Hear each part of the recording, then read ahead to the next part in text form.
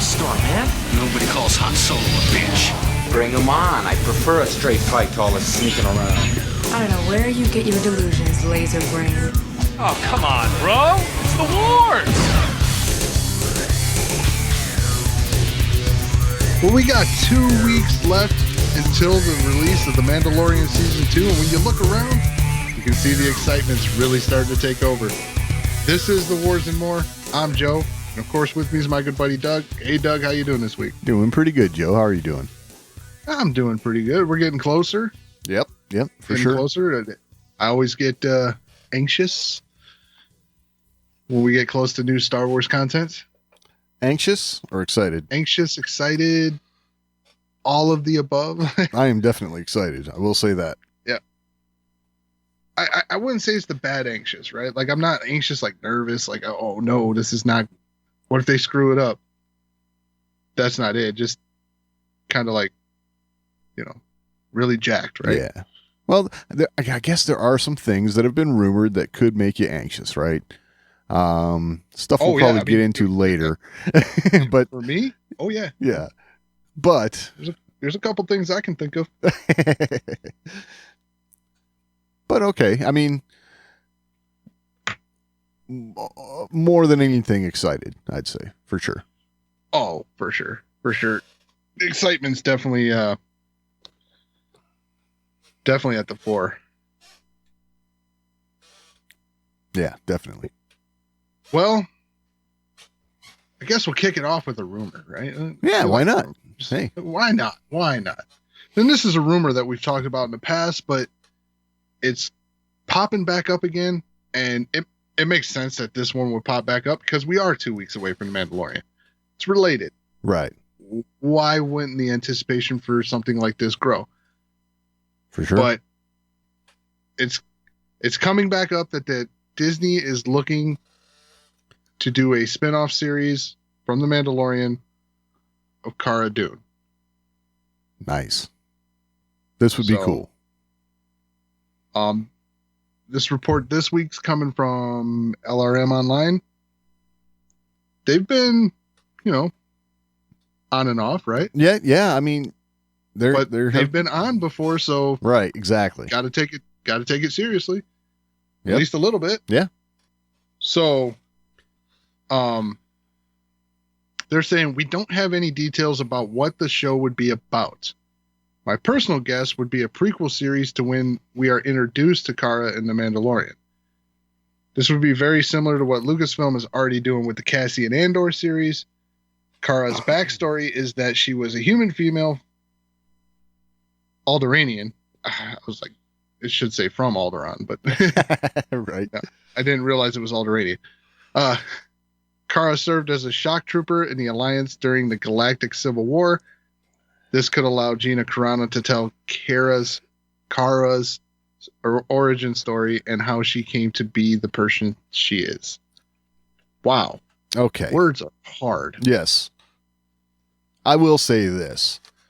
I like the idea of a Cara Dune series.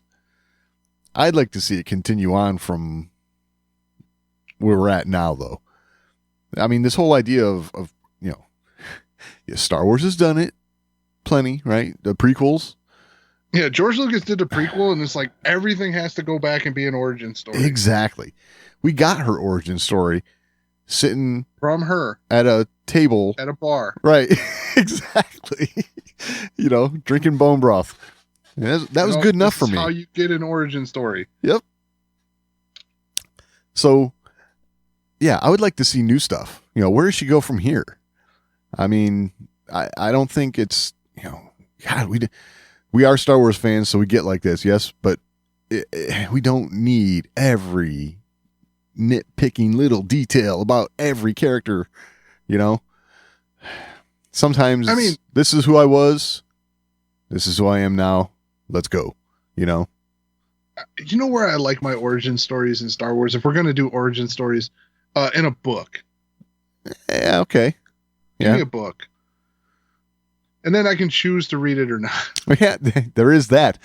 Because if you make a TV show or a movie, I'm going to watch it, even if I don't want to. Right.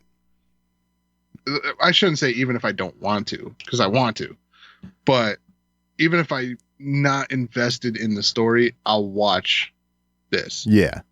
A book, if I'm not invested in the character, I'll get the cliff notes, right? Exactly. I'll find out the important stuff. I probably won't sit down and read the whole novel. Right. This is the sort of thing too. They have to make these television series appeal to everybody. And what we got in season 1 of The Mandalorian was enough for most people. You know, we most people aren't going to care, you know, unless it's, you know, and I in some ways I would really hate to see Star Wars go this route, but I could almost see it happening with Cara Dune. And that is, you know, right off the bat, it's battle, you know, just action 90% of the time.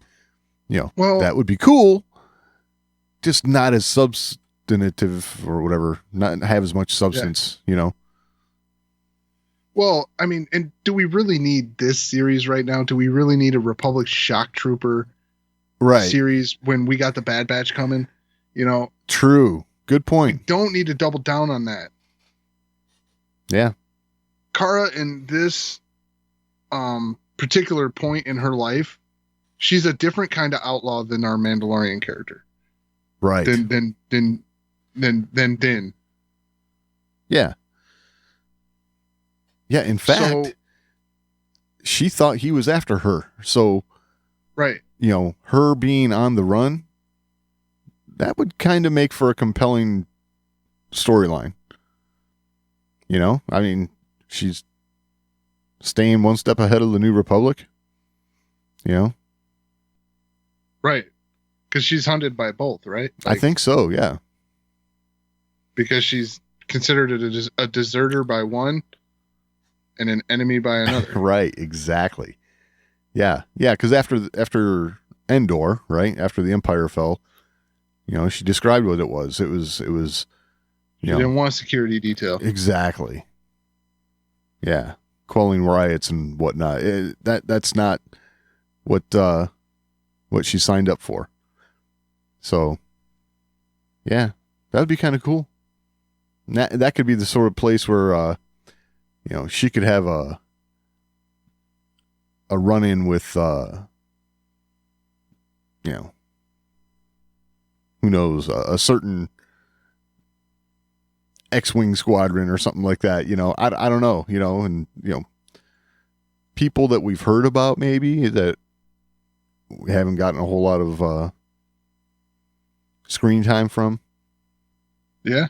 I mean, you know, and I'm just thinking, you know, I'm thinking you pretty much sitting at the head of the table, you have, you know, Favreau and Filoni be like, yeah, this guy, you know, he's from a book in, you know, 1998 and and that sort of thing Dave could throw in there and it would be like, you know, kind of a nod to all the like super fans, but still a good story for everyone to watch. So I don't know.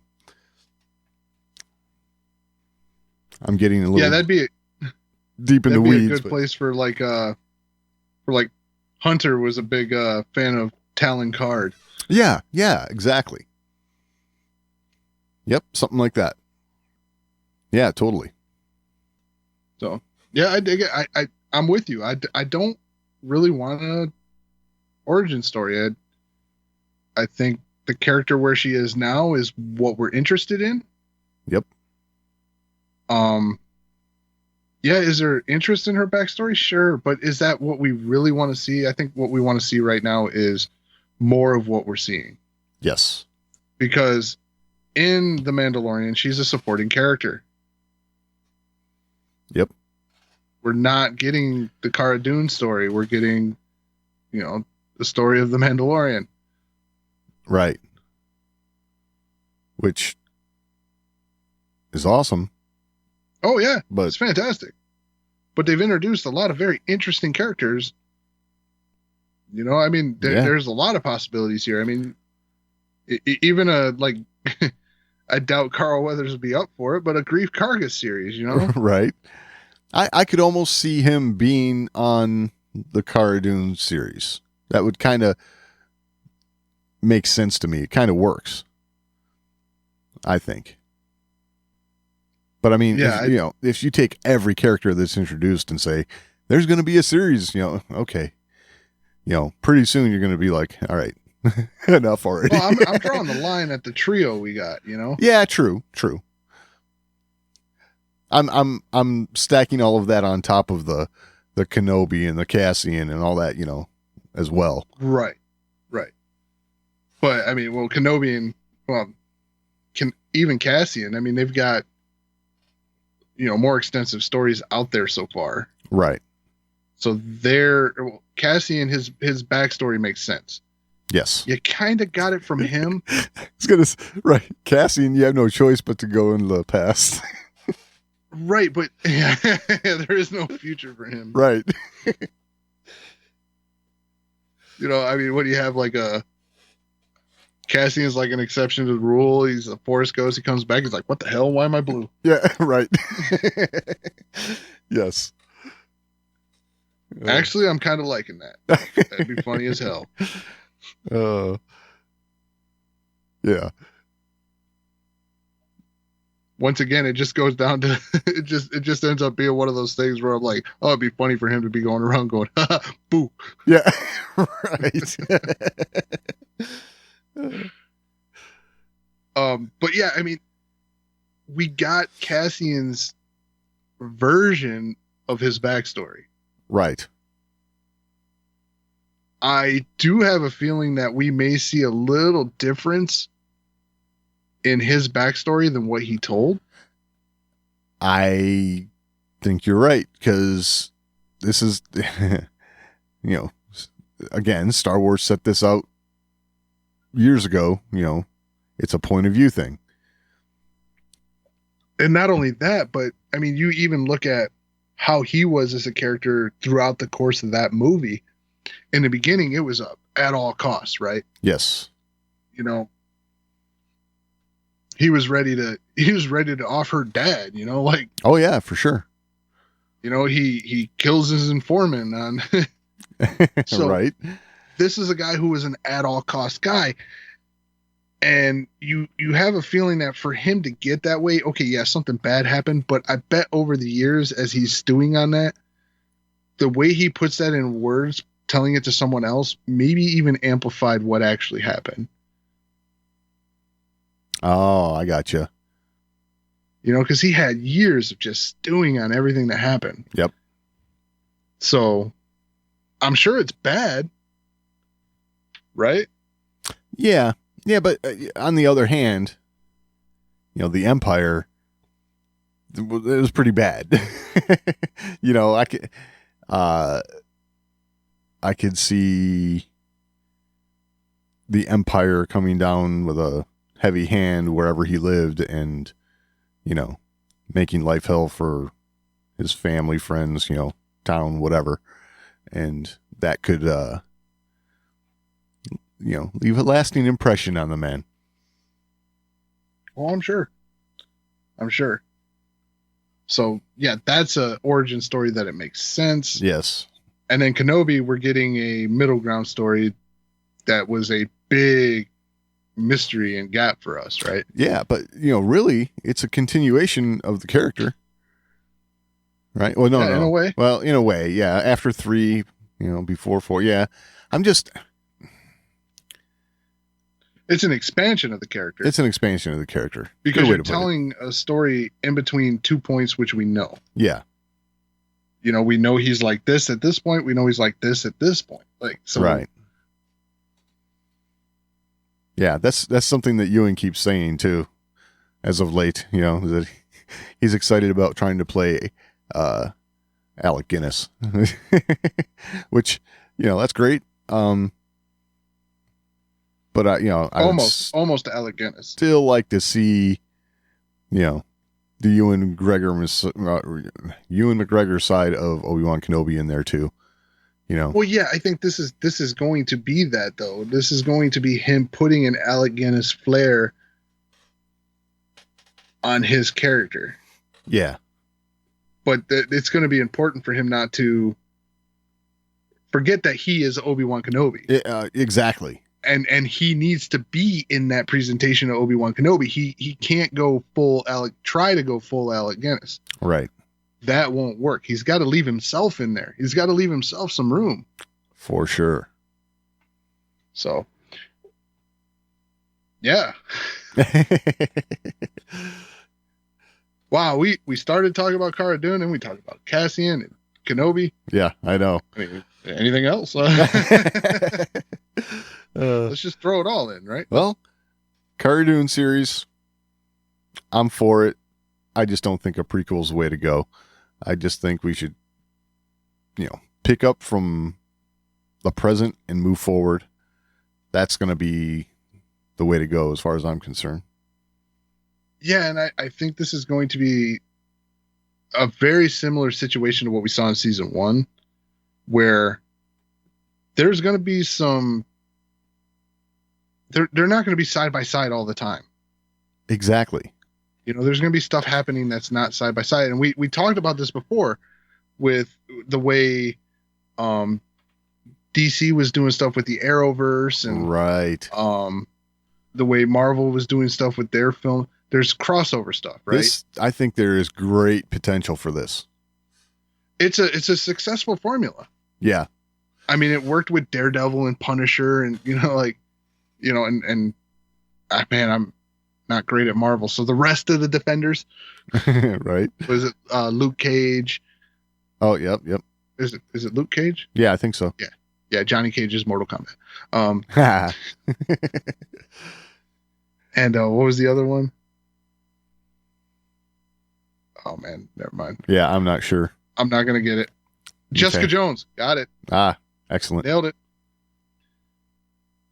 But there were crossovers in their individual series, and then it all come together in the main series. Right. So if the Mandalorian is gonna go on to, what did Giancarlo Esposito say? 4 seasons? Yeah.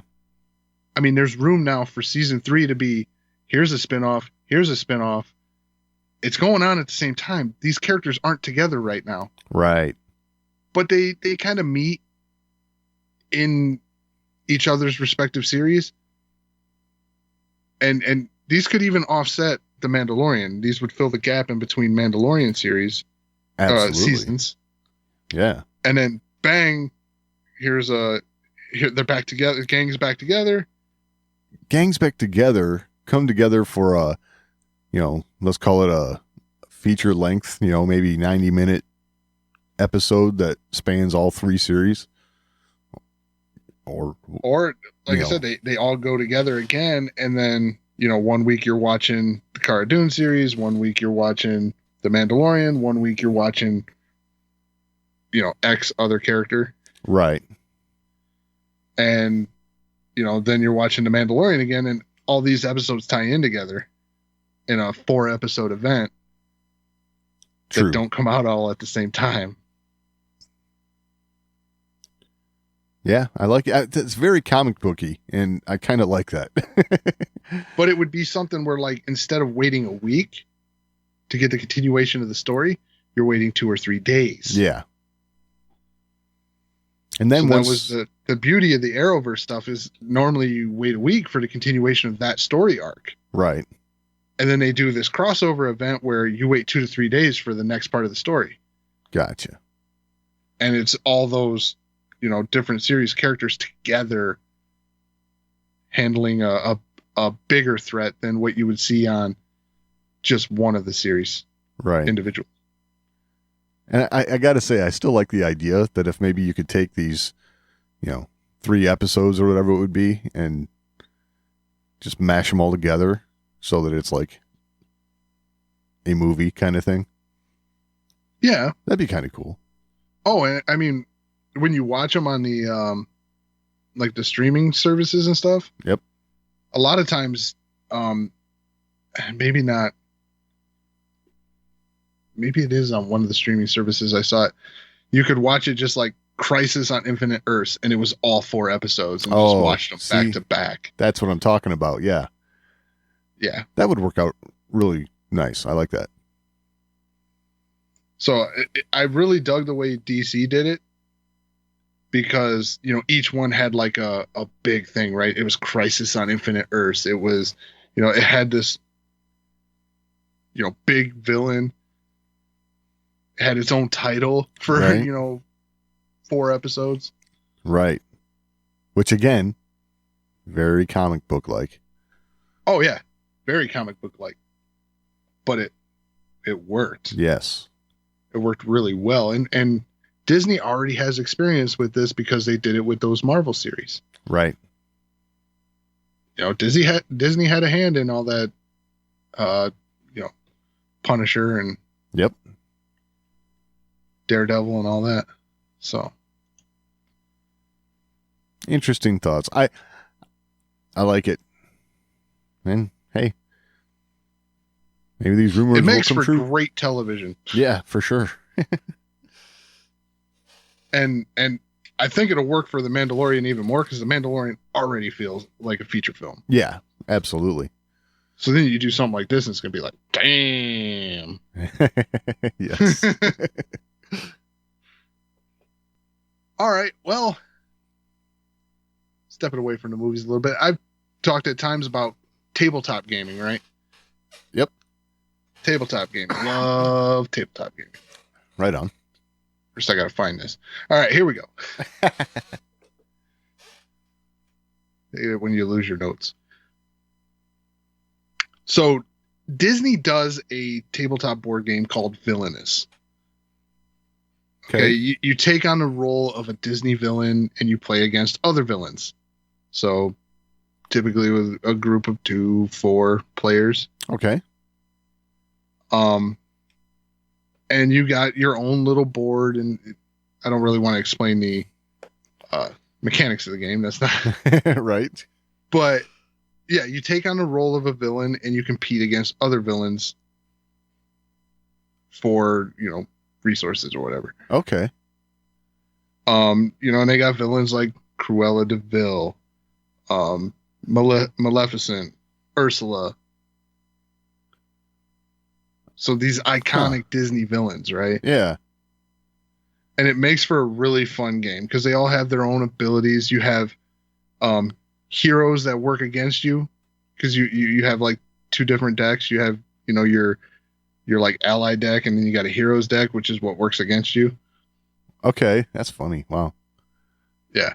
So like if you're playing Captain Hook, one of the heroes that could pop up and really ruin your day is Peter Pan. Nice. And what you do is you actually play, like, on your turn, you would play your opponent's hero cards against them. So you're like using their heroes against them to do stuff. Okay. Makes sense. Okay. So it stays in continuity for each person playing. Like you're dealing with Peter Pan, you're dealing with, Ariel or King Trident. Like, right. So it's really fun because it stays continuous, right? There's always continuity for your character's story, but at the same time, you're battling another villain. Gotcha. Well, Disney went and made a Marvel version of this game. Okay.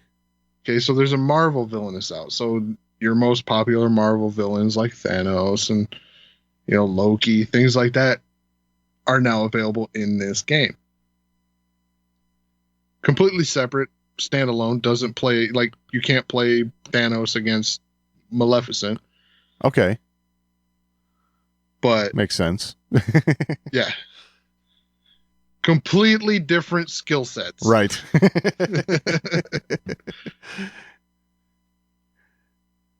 and visions, right? Thanos was like galactic domination. Right. Ursula's just trying to like take over the ocean. Exactly. But there's been, it's been tossed around now and this game's very popular. It's one of those that's been very widely available, even given the style of game that it is. Right.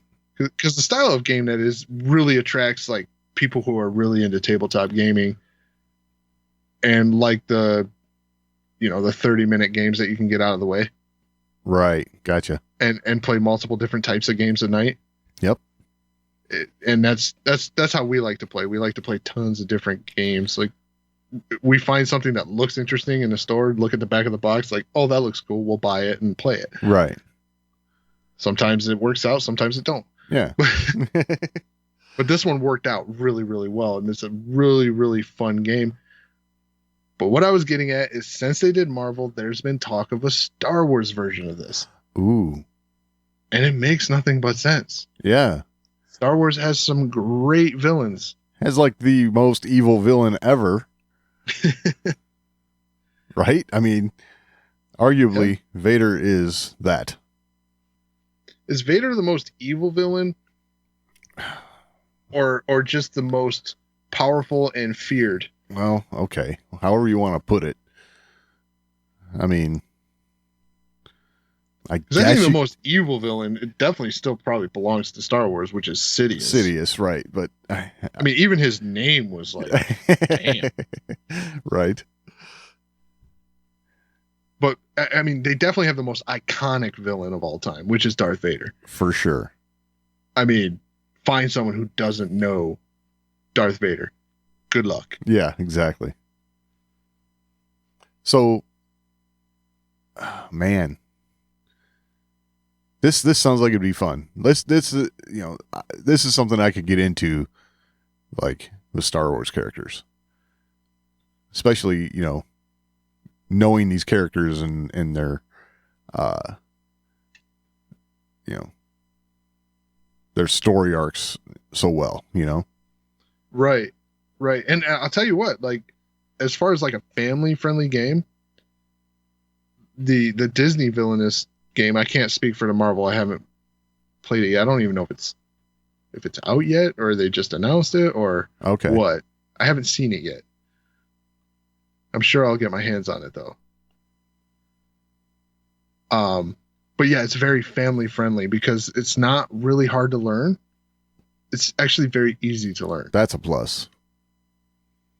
So it like when you start reading the rules, it's like, wow, that seems intimidating. And then you like stop and think about it. It's like, wait a second, that was easy. Good. That's one thing that hems me up a little bit sometimes with tabletop gaming. It's like, okay, getting through the rules just took an hour and a half. Now I don't want to play anymore. Yeah, I can tell you this. This game will not take you an hour and a half. That's good.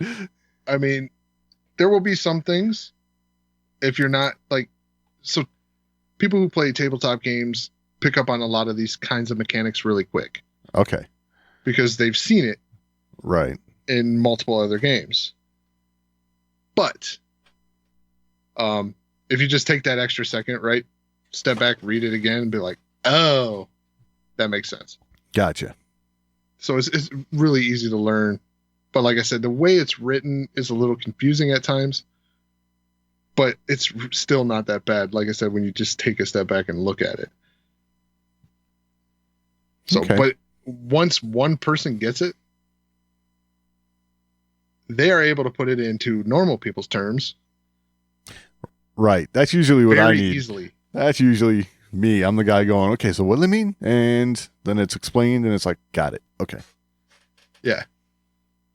So once one person figures it out, everybody's got it because it's really easy to explain once you get those little quirky details out of the way.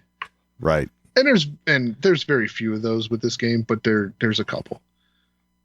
Okay. That we were playing it, and I think it was the first time we were playing it, we were like, wow, that doesn't seem right. That seems like it makes this character super overpowered. Gotcha. And you read it again, it's like, oh, never mind.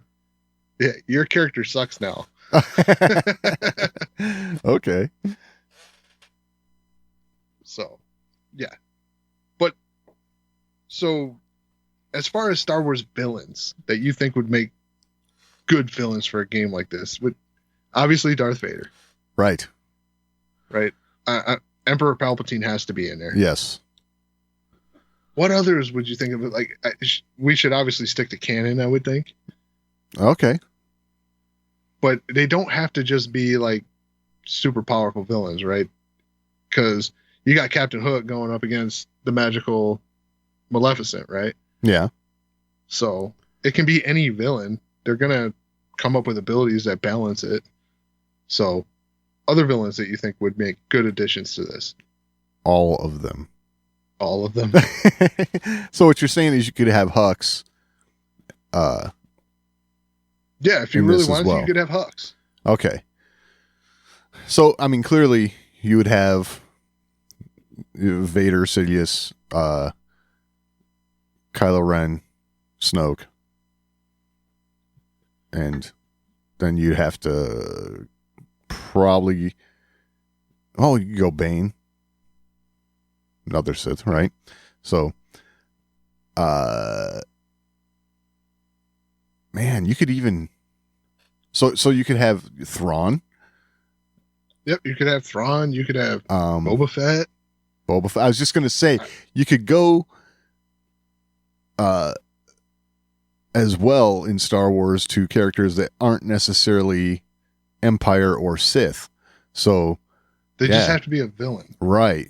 So, Hondo Ohnaka could be considered a villain. Sure. Jabba the Hutt. Jabba the Hutt.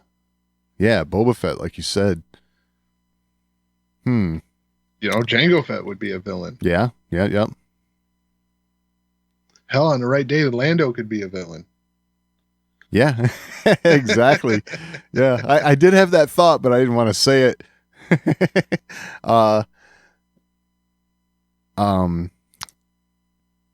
Like the Trade Federation guys. Yeah, I mean, you could have Newt Gunray. Yeah. I mean, I think Darth Maul has to be in here. Yeah, That's for sure. a must. For sure. I mean, you could probably round it out with Empire and Sith characters, huh? I mean, I don't know how many villains you got in the Disney character. Well, I think game, the three that would be automatic, right? Because they're going to want to represent each trilogy, right? It's going to be Maul, Vader, and Ren. Okay, makes sense. I think those are going to be done deals. Yep. No matter what, and if they do 5 or whatever, typically it's I think 5. Okay. That they put in a box. So, wow. But I think those 3 are going to be done deals. Those, I have to agree. Those are like associative to. Okay, so then you got to throw in Dooku, right? I mean, you could Dooku and Sidious. I mean, that's it. There's your 5. Well, I would think that they would probably nix. As I think about it more, they would probably nix Dooku and Sidious. Oh, really? Yeah, Boba Fett would definitely be one of them. Okay. Because it's Boba Fett. Everybody loves him. Yes. You know, however good or bad that is. Right.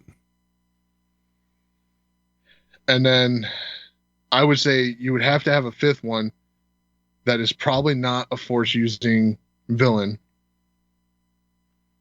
Just so Boba Fett doesn't seem like the loner. Okay. And I'm like, who is it? Do you think it's Jabba the Hutt? Because I think that's a good one. Jabba the Hutt's a good one. But that puts him in the same right realm as Boba Fett. Yeah. Tarkin. Ooh, Tarkin's good. I like it. Yeah, Tarkin is good because he's got that darkness to him, that evil edge. That talking about a guy who's just willing to pull the trigger on a planet. It's yep. He uses technology to his advantage, but he's definitely got. Personally, I'd be like, yeah, I think 5th villain. You don't want to make it like too OT heavy, right? Right. I'd go with Hondo Ohnaka. Really?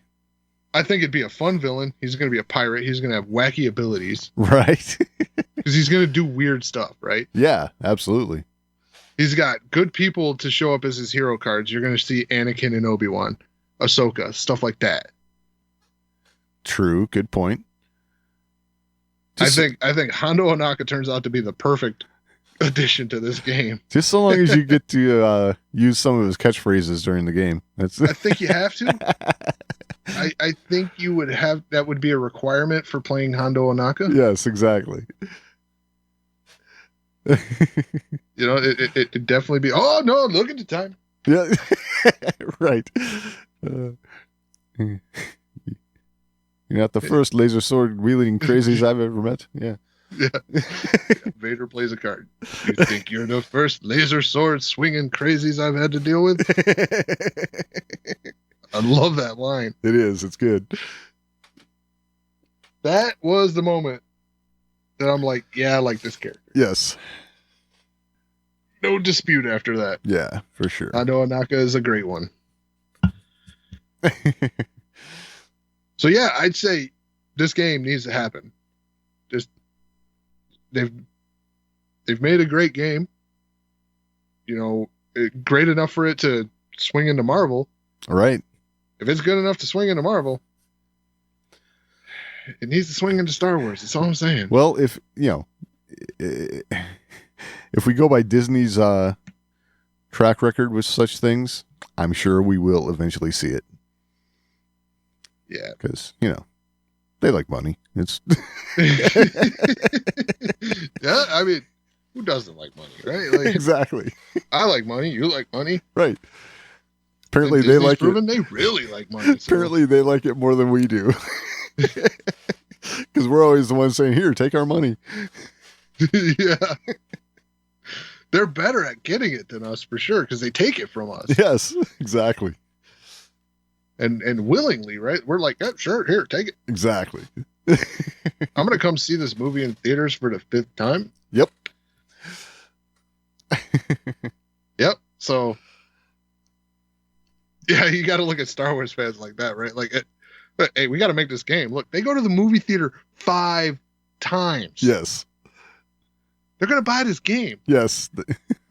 They might buy 2, and it's completely honest. They'll buy the second one just to leave it in the package. That's right. That's if they're smart, they will do this. And then 2 years later, they're going to come out with a special edition. New characters added. Damn it! Now I got to buy 2 more. Right.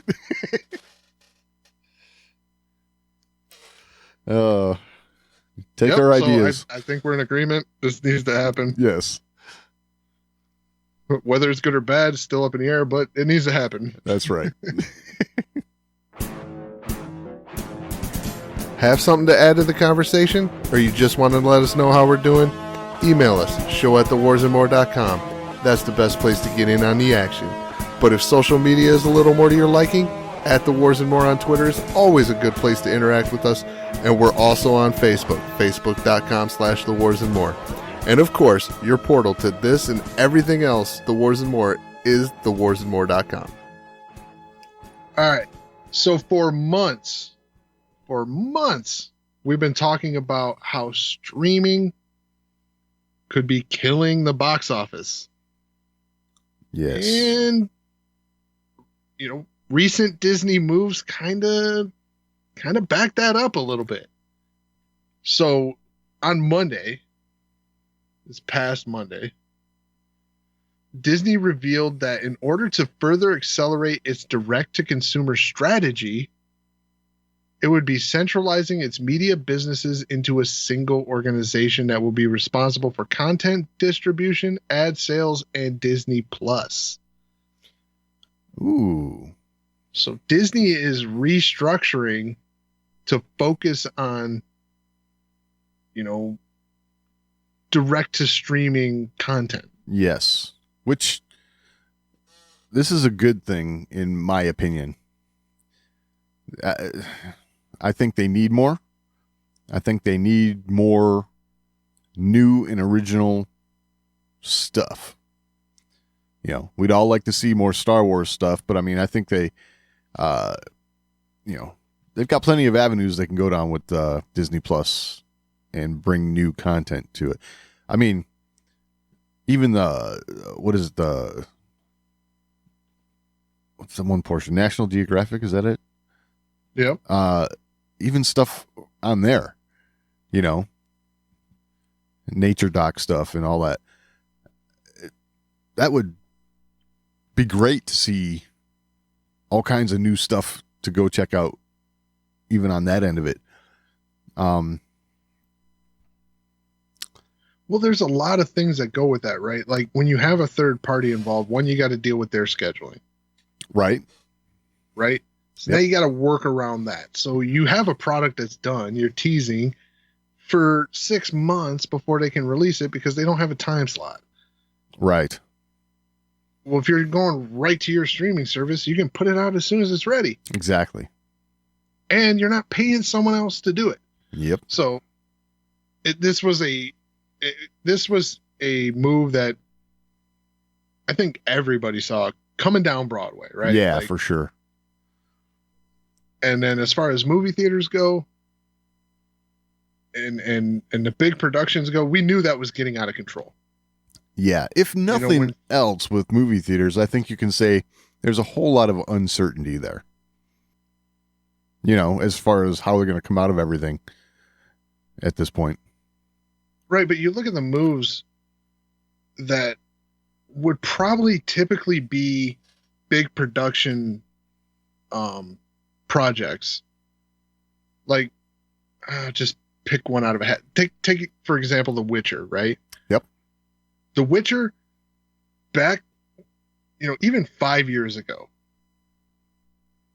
maybe 10 years ago, that's a movie. Absolutely. They don't do that kind of stuff for a streaming service. Right.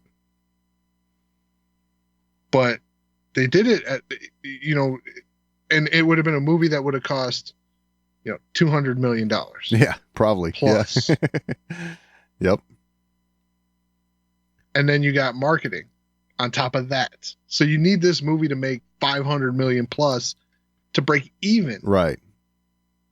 That was a model that was not sustainable. Absolutely. And Solo, that proved that model wasn't working anymore. Right. You spend $250 million on a movie, another $200 million to market it. I don't know where they spent that,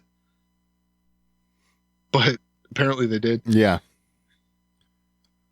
But yeah, when you need to make $500 million at the box office in order for a movie to be considered successful, you've made a business that's not sustainable, like we said. Exactly. And I think Disney is looking at a couple things here. One, the success of The Mandalorian with the production of it using technology like the volume. Right. And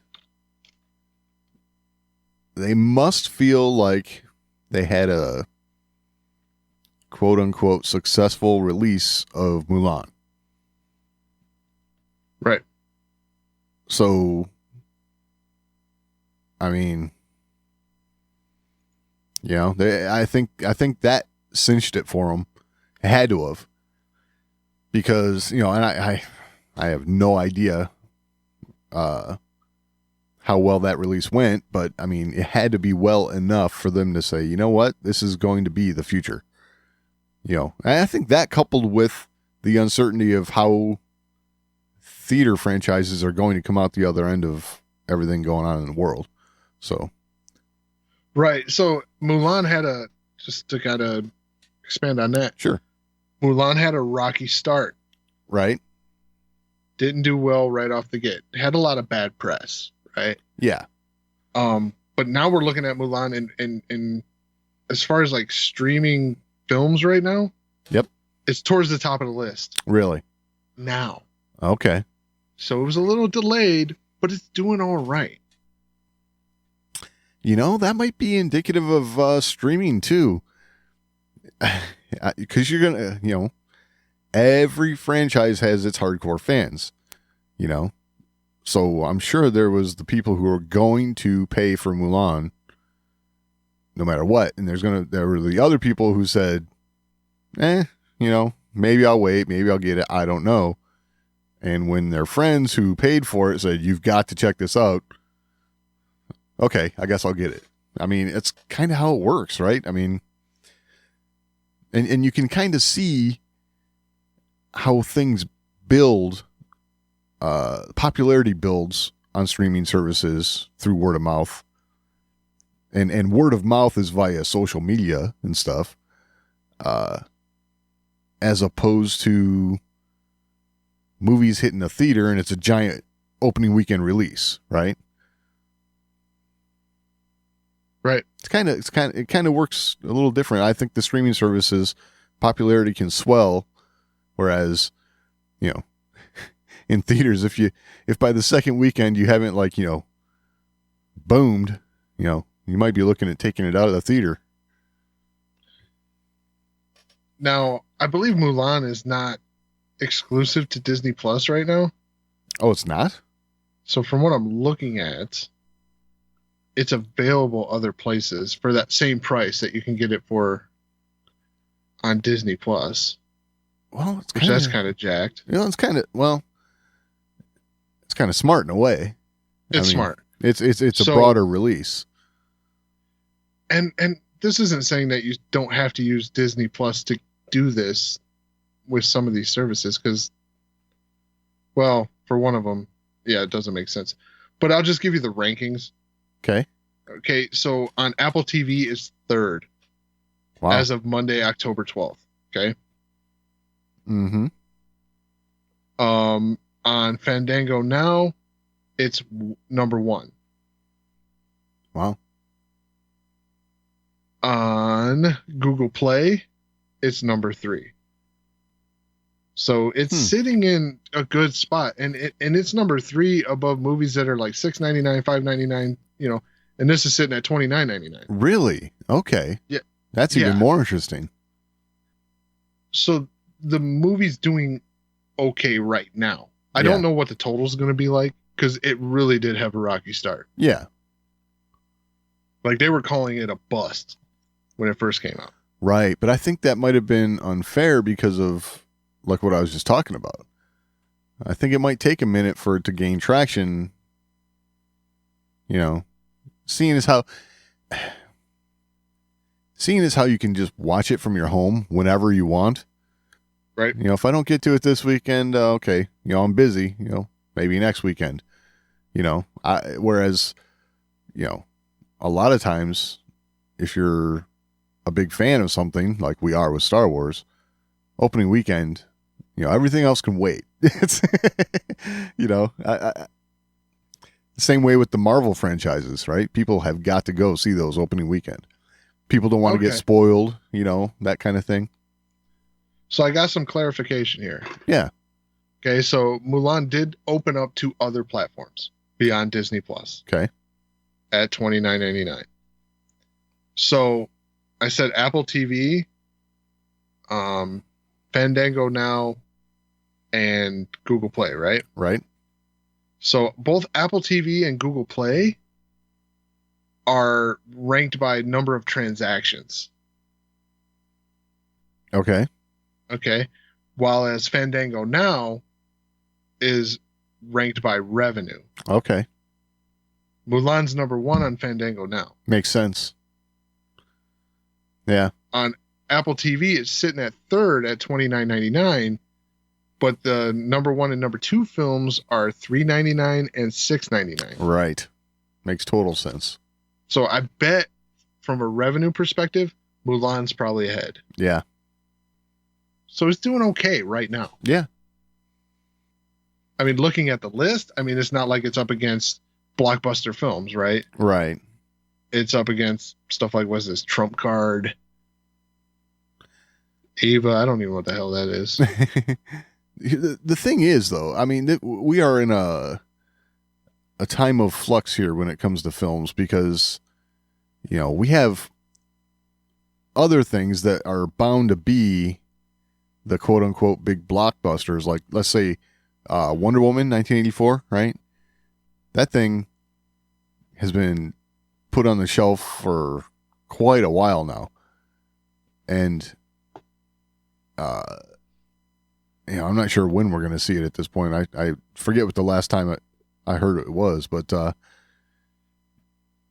tell you what, that movie's going to be a little trickery for the movie industry.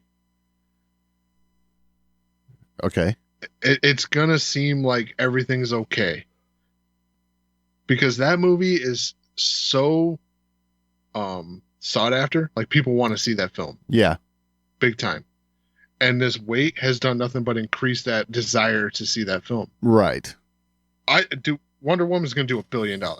Oh, very well could. Provided we have the same amount of movie theaters to release it in, you know.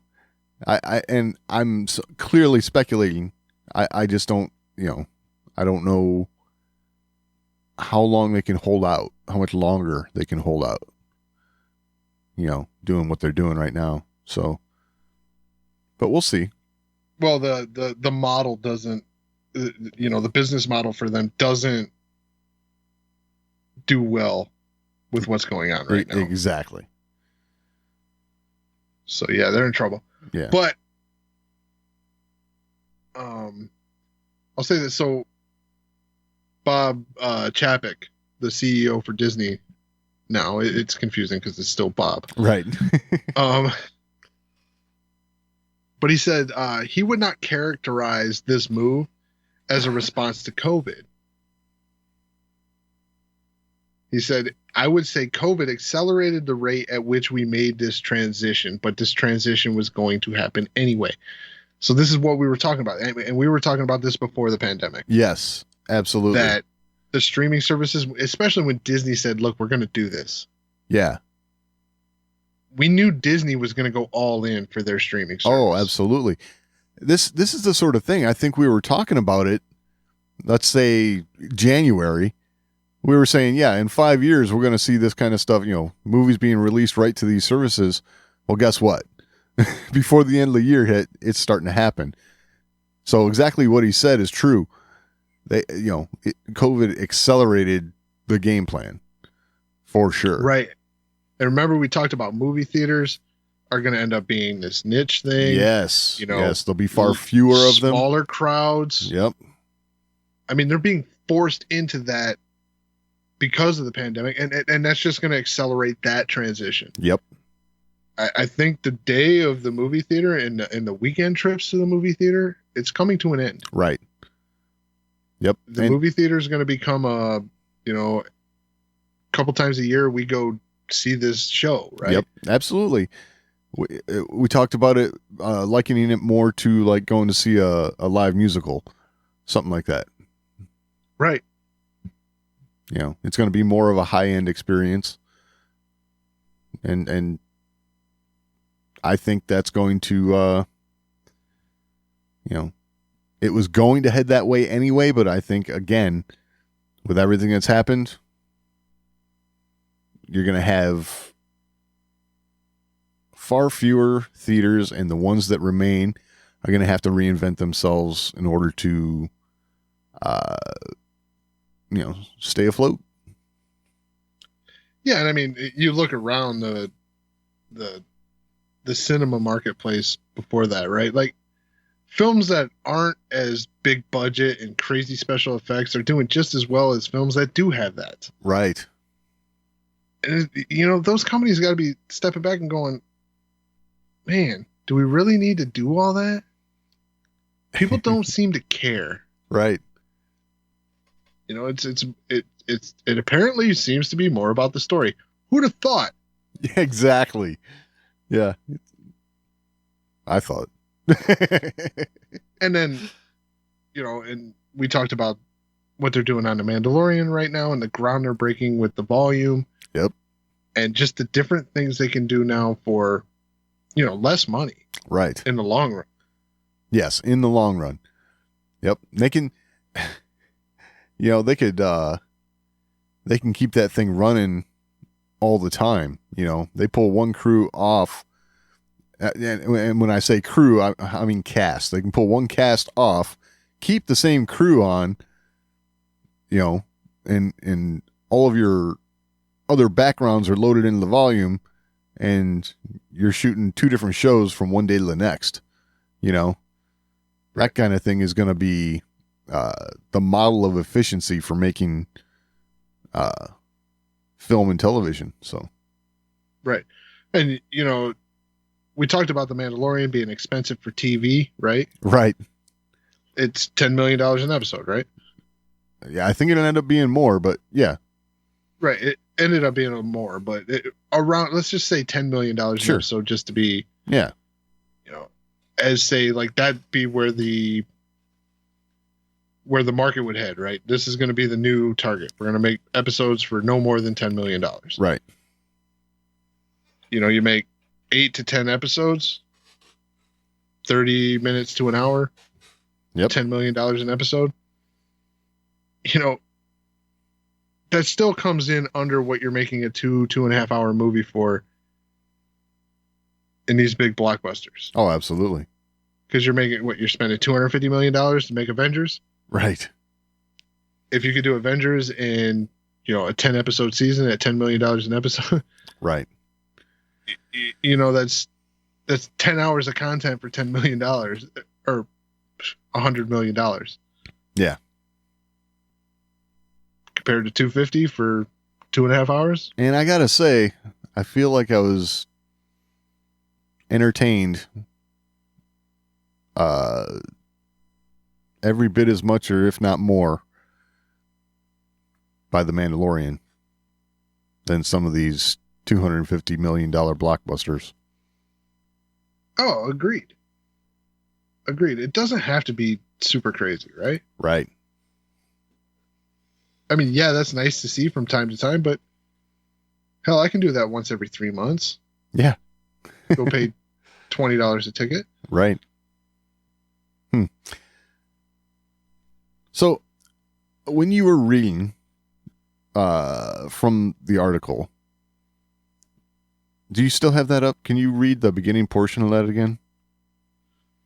About so on Monday, the company revealed that in order to further accelerate its direct-to-consumer strategy, it would be centralizing its media businesses into a single organization that will be responsible for content distribution, ad sales, and Disney Plus. So when they say centralizing, it's, what was it, media distribution and... Yeah, distribution, ad sales, and Disney Plus. So what do you think that means? I mean, this is my total my speculation hat on right now. Do you think that means they're going to pull like the Marvel Group and Lucasfilm in tighter under the Disney umbrella, kind of more centralized? At least for distribution, ads, and Disney Plus, which is, I think, redundant because that's distribution. Right. But yeah, I think as far as that aspect of it goes, yes, distribution, ads, all that will probably be under the same umbrella. Right. Creatively, you're still going to have those entities. Yes, but I think you need that. Yeah. Oh, I agree. You don't want to muddy up the water with, this guy works great on, Little Mermaid, so let's put him on Star Wars. We don't want anything like that going on. Unless they really want to be doing that. Then switch jobs. But, yeah, Well, yeah, I mean, like, interesting. Let's use Dave Filoni as an example, right? We love Dave Filoni for Star Wars. Yes, exactly. Will we love him at Marvel? Probably not. Probably not. Yes. So, okay. So, yeah, you need to keep that separation because, yeah, and you don't want Star Wars to look like Marvel, and you don't want Marvel to look like Star Wars. Right. Yeah. They're their own things. They got their own look. They got their own feel. When I hear things like centralize, it worries me to some small degree, because that makes me think of a board of directors type situation, making all decisions for everything kind of thing, and it's like, well, I look at these things here, right? Yeah. Content distribution, ad sales, and Disney Plus. Right. And I wonder why this wasn't centralized to begin with. Like, because if I'm in charge of Disney, I'm looking at like, okay, we're paying for all this. Right. Why would we pay for distribution? Distribution has nothing to do with the creative aspect of the film. Exactly.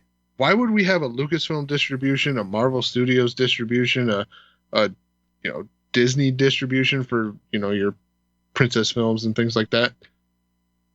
Why would that be separate? Right. Think about Amazon.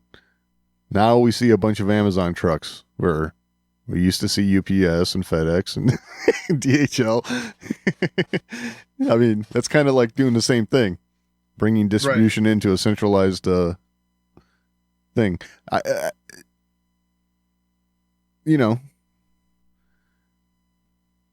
like it so long as we keep the creative ends kind of the way we have them. Right. I do want to throw out one last quote from Bob Chapek. Yep. And he says, "We are tilting the scale pretty dramatically towards streaming." Okay. So we already alluded to that in everything we were talking about. Right. But he said it point blank. So, yeah, when he says tilting the scale, sounds to me like he's putting their finger on the scale. Yeah. For streaming, which only makes sense from everything that we talked about. Yeah, when you can do everything in-house, it works out better for you. Right. Absolutely. If you got to go to every movie theater chain, everybody gets their cut. That doesn't help you. Right. So it makes sense. Yeah, for sure. So, yeah, I mean, we've been predicting that this was the way it was going to go. This is the way, right? This is the way. It just made sense. And it was convenient for us. Yep. Yeah, it sucks about movie theaters and things like that. But, yeah, I'm of the opinion that that's a whole industry that sealed its own fate. Yeah, agreed. Because that was just not. Yeah, come on, man. You might have bought your last. I'm gonna last. go see this movie and. Huh? I was just gonna say you might have bought your last $8 popcorn. I don't know.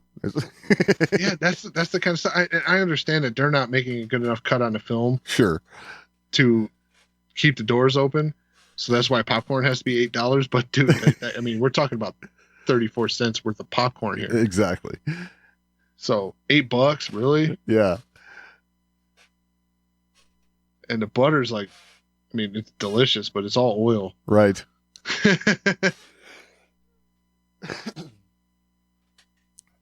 Yep. Yeah, it just was not it was just too expensive to sustain that way. Period. Yeah. All right. Speaking of Disney and too expensive, new photos came out of the remember talking about the Star Wars hotel, Doug? Oh yeah, way back. Yeah, way back. I mean, we're talking like the last time we talked about this was probably a year and a half ago. Right. So it was Star Wars Galactic Star Cruiser, right? It's this immersive experience.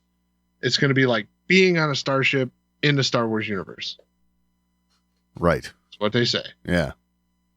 And everything we've seen so far from the, concept art and things like that looks amazing. Yes. Yeah, definitely.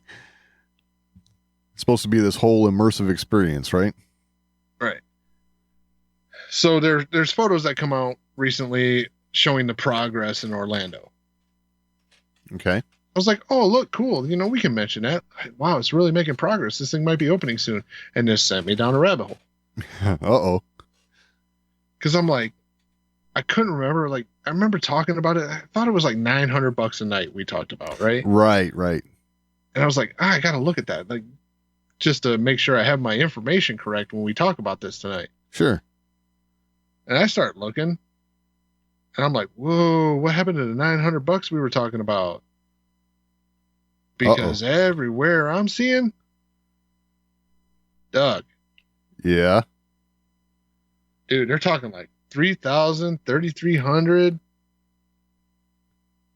for the 2 nights. For 2 nights. For 2 nights. Wow. So we were talking about $900 a night. At $3,000 or $3,300, I mean, you're talking $1,200, $1,500 more than what we were talking about Wow. Yeah.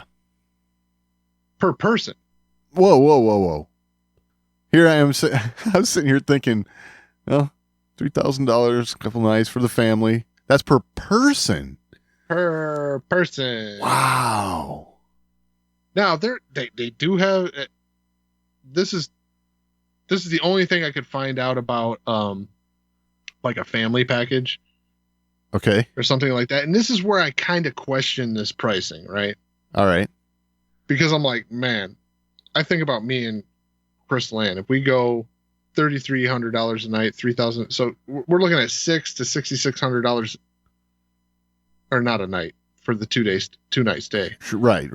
We're looking at $6,000 to $6,600 for the 2 of us for 2 nights, 3 days, right? Yeah. Wow. I'm like, whoa. And then I look at this other deal. So a cabin with 5 passengers would run at $7,200. Like, wait. So it's $6,600 if the 2 of us go. But if you got 5, it's $7,200. Oh man. Like, if that's the deal, I'll back out just out of that. Right. Right. Yeah. You know what's?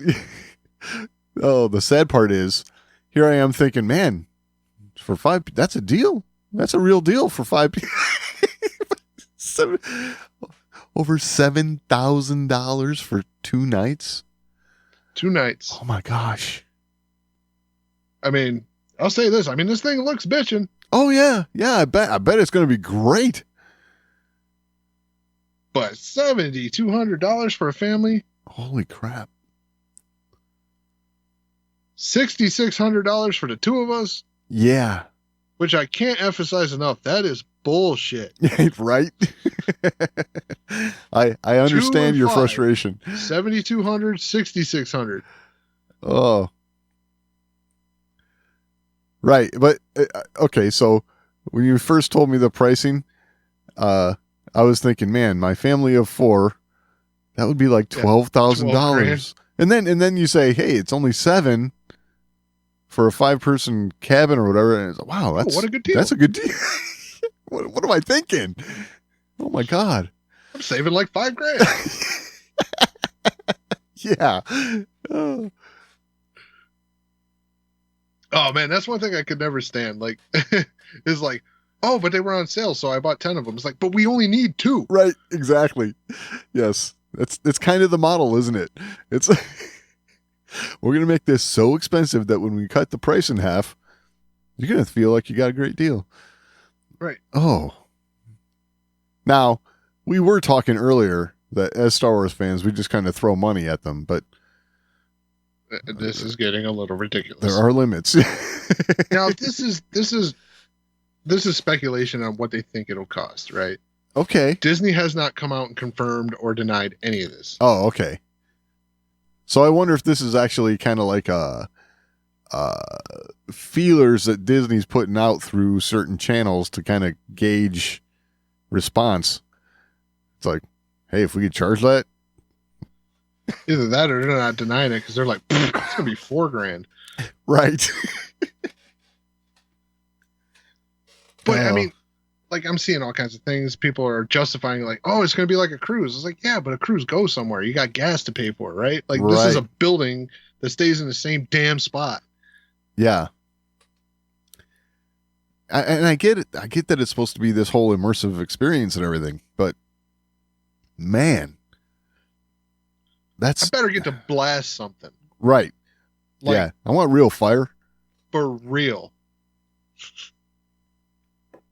Yeah, I'm talking live fire exercise. Yes, exactly. Like, I don't want to pay, $6,000. It's like, oh, you can play all the sabacc you want. I can play sabacc at home, damn it. Exactly. Yeah. You want a shooting gallery with Dianogas on there. Real ones. Right. Wow. That's just cruel. It's $6,000, dude. I want my money's worth. True. And they better smell horrible. Yeah, I mean, they're going for realism. Exactly. But yeah, this is wild. This is wild. That is crazy. And I have to say, I mean, you can go to Europe for these prices, right? Like, yeah. Yeah. Yeah. I'm at a loss because, especially after all this, because I mean, after, the pandemic and airfare and stuff like that, I mean, hell, you're probably going to be able to go to Europe for like $300. right. I was going to say, yeah. They're going to be going, come fly, please. Yeah, please. Yeah. Oh. Yeah, I hope. I mean, I thought the $900 was steep. Yeah, it was definitely steep. A night, right? Like, right. It's a hotel. Yeah. So. Interesting. I mean, and nothing in anything that I've seen is like, I mean, at these prices, it better be all inclusive. Well, yeah. God, if it's not. I mean, because if I spend $6,000, I need to be numb to the fact that I just spent $6,000. I'm talking all inclusive. Right. Yeah. Like, I'm going to be the drunken pirate at the sabacc table. You want spice and stuff, right? I mean, that's not get carried away. But I definitely want some brew. Right. Spice. How about a flag and a spotchka? Yeah. It's like, welcome to Galactic Star Cruiser. Here's your complimentary crack. Well, $3,000. I mean, $3,000. I don't want crack. I want Coke. Right. Okay. This is taking a turn. It sure is. Yeah. But yeah, I mean, yeah, it's steep. It's steep. I will definitely be waiting to see if it's worth it, right? Yeah, yeah. We'll have to get some reviews from people and see just how worth it they say it is. Yeah, I mean, it was set to open in 2021. There were a lot of delays because of the pandemic. We'll see if that still happens. Right. But I would anticipate at least by the end of 2021, you're going to see the ability to book a stay. Okay. Yeah, I'll be anxiously awaiting some reviews on this. It'll be interesting. All right, we got one last thing. I thought we were going to have more time to talk about this, but we're going to hit it quick. Okay. We'll obviously get our points across, but we're going to move along because we're running long. Yeah, we are. All right. So the Star Wars book. Yeah. So this is a book that's come out that explains the little intricacies, right? Yep. The stuff you see on screen, but doesn't really get fleshed out. Yeah. Which for the sequel trilogy, this is a big book. Yeah, exactly. That's what I was just thinking. So first up on the list, Snoke. Yeah. So they go into detail on the origins of Snoke. So obviously we knew that Snoke was a puppet of Palpatine's, created by Palpatine, because we saw those clone tanks. Right. With, pieces of other Snokes in there. That was just a little weird.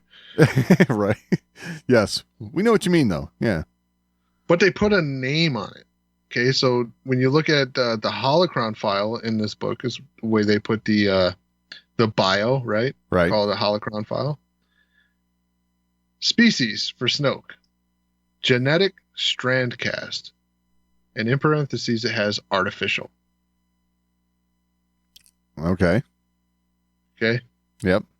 And then homeworld Exegol, because, that's where he was made. Right. So they go into that Sidious made Snoke to be a proxy. Yeah. So, like,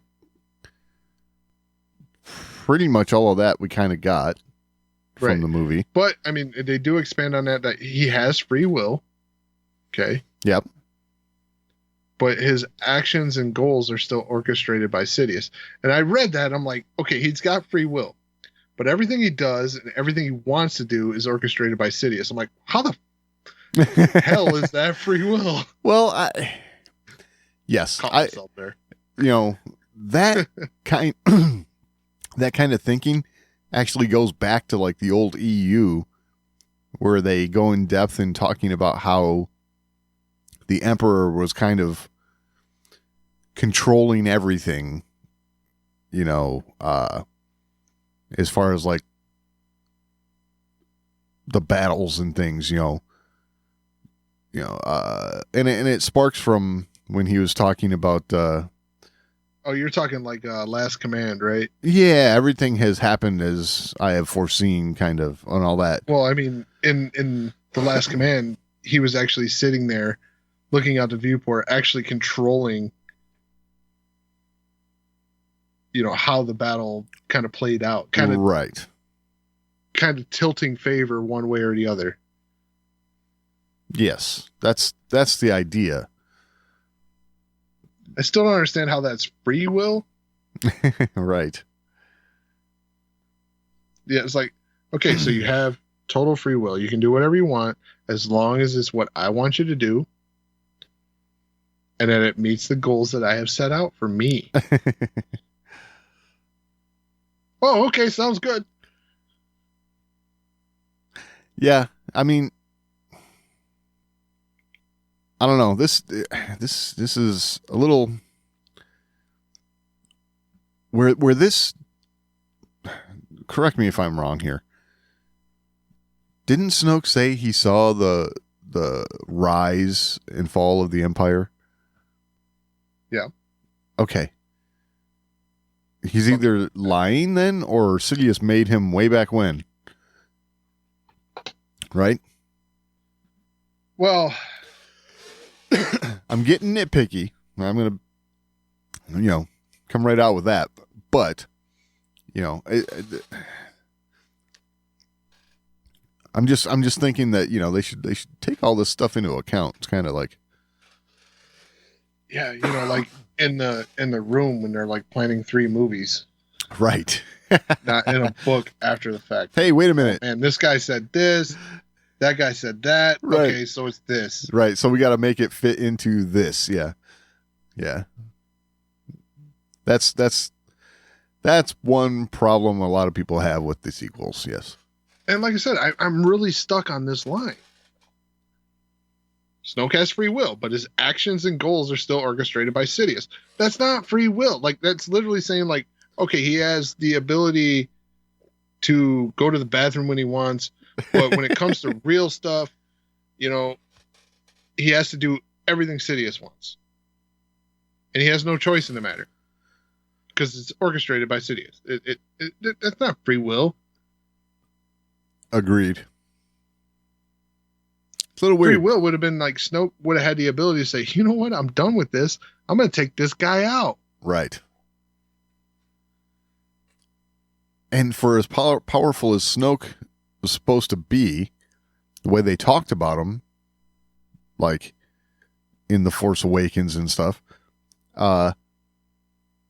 you would think that he would have some sort of an inkling that there was somebody else kind of nudging him this way or that to do things. Yeah. So there's one more thing I wanted to point out in this. Uh-huh. Is it says that Sidious also uses Snoke to sidestep the tradition of the dark side, right? So the tradition of the dark side is the apprentice slaying his master to ascend. Right. Well, Sidious let Snoke be the one that's cut in half, not him. So even though he's kind of the master in this whole thing, the one that saw that rage was Snoke, not him. Yeah. So Kylo was able to ascend beyond that by killing his master, but is not really. Yeah, I was going to say not really until Sidious reveals himself. You know, eventually he was going to have to reveal himself, and ultimately when he did, it ended up being his demise anyway. Yeah. So yeah, I just kind of wonder how, like, where, like, that I gotta all say, the who is Snoke people, like, how do you feel about this? That right there, I just gotta say this because for somebody that is playing such a long game as Sidious is playing, that seems a little short-sighted there. It's all kind of weak. Yeah. You know, this whole, well, I'm going to make it so that Kylo kills Snoke. Yeah. But, you know, eventually you're going to have to reveal yourself. Yeah, because like he's not going to be able to go to Kylo. Like it's not going to go like, oh, by the way, Snoke was just a puppet. I've been your master all along. And Kylo's not going to go, you son of a bitch. Right. Yeah. Now you got to die. Yeah, I'm pissed. Exactly. No. He's going to be like, oh, well, in that case, now you die. Right. Yeah. So, yeah, this was all, I'm sorry, this was weak. I have to agree. The whole Snoke thing's weak. They should have just let it be. Snoke was a puppet. Right. Period. Exactly. Yeah, for some reason I think after the Sidious knew he couldn't show his face because, yeah. Huh? You know, he kind of made a lot of people mad. Uh-huh. So here's this other guy to be a new face. Yeah, I'm sorry. That would have been much better than this convoluted crap. Right. I mean, maybe more will come out that'll make this make a little more sense to me. But as it stands, it's kind of weak. Yeah. Agreed. So, all right. Last thing from the same book, Rey. So it's revealed in this book that Rey has a unique ability that only a few people in the Star Wars universe have had. Some have said this is the reason why she was able to do so much without training.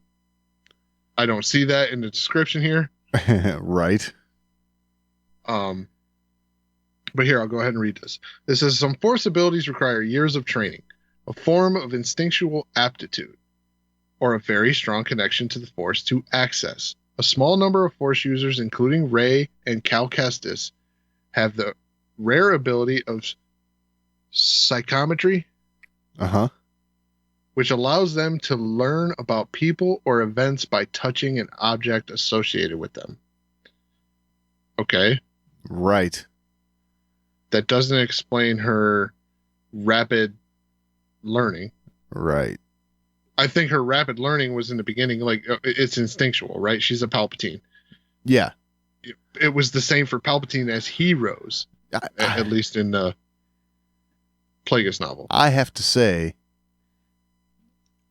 to just say that she's a Palpatine is a better explanation than this, in my opinion.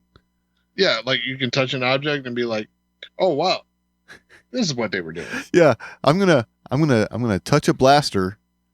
Now I can shoot anything. No, it doesn't work that way, right? I mean, that's kind of what the impression they're giving off. Or no, and they're taking this like she, picked up the lightsaber and she had that vision, right? Yeah. Okay, that was a vision. That didn't teach her anything, right? It might give you an inkling of what's going to happen in the future, but you don't learn how to become a Jedi because of it. Now, granted, that is other people's interpretation from the book. This is not what the book is trying to relay, in my opinion. Sure. What I think the book is trying to relay is that she has this unique ability. Touching an object, she gets these visions. Like Quinlan Voss did, or Cal Kestis. But like with Quinlan Voss, that was like, you grab something and it's like, hey, they went this way. Yeah. You know, I mean, that's about it. And I think that's the same thing. Yeah. I think that's the same thing she's dealing with here. She doesn't pick up Luke's lightsaber like, wow, I have all the powers of Luke Skywalker. Right. I just siphoned his entire ability. Yeah. So that's not what I read from this excerpt is not that. They're Okay. not saying, okay, wow, she gains ability by touching stuff. No, not at all. So I guess the takeaway is that some readers are trying to make this leap. Yeah, and I think the fact that she's a Palpatine is the explanation for her innate force power. Yeah, it's innate the only ability. It's the only one Because- that makes sense in the context of the sequel trilogy. And really, in the sequel trilogy, and especially in The Rise of Skywalker, they made good sense of that because she couldn't even control what she was able to do. Right. You know, that force lightning came out of nowhere. Yes. Surprised everybody. Everybody was like, whoa. Yeah. So I can't think of a single person around me that was like, oh, I saw that coming. Right. No, everyone was like, whoa. And that was the moment everybody goes, oh, she's a Palpatine. Exactly. Like, who else just like throws out lightning like that? Yeah. But that explained her innate force ability. She had a lot of power. Right. And once she unlocked it, it was like, you know, the floodgates, right? Yeah, for sure. And there were a lot of abilities that she couldn't even control. Right. And that made a lot of sense. Trying to tie it to this ability that they're, you know, attributing to her Uh-huh. is a leap, for Yeah. sure. Agreed. So it's cool to see this fleshed out and given a name, right? Sure. Because we've seen it before. We Yeah. saw it with Quinlan Voss in the Clone Wars, Right. and that was like a whoa. Like, Yeah. you know, the only type of psychic ability we have seen before that is Yoda in his meditation and having visions, right? Right. Anakin, you know, Yep. dreaming, which would be kind of a meditative state, having visions. Right. So to see this kind of perception was neat. And to get a name for it and an explanation that it is a unique ability. It's It not is. something all Jedi have. Right. But don't give it too much power. Right.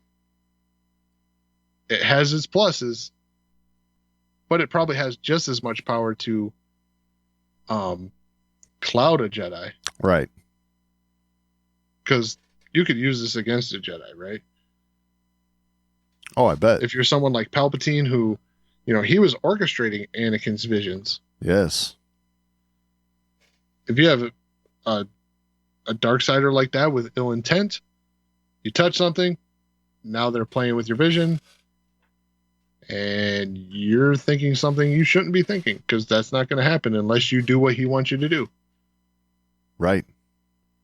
So, yeah, but neat to see it get a name. Hate seeing it attributed to why she learned so fast. I mean, it's not like she grabbed a book. It's not osmosis, people. Exactly. And nothing that I've seen from the book says that this is why she learned this way. Right. So, all right. Well, that was a lot to go over, a lot to digest. Right. If you have anything to add to the conversation, you can always email us, show@thewarsandmore.com. That is by far the best way to get a hold of us. We're also on social media. We're at The Wars and More on Twitter, facebook.com/The Wars and More. Find all that and all the ways to find the show over at thewarsandmore.com.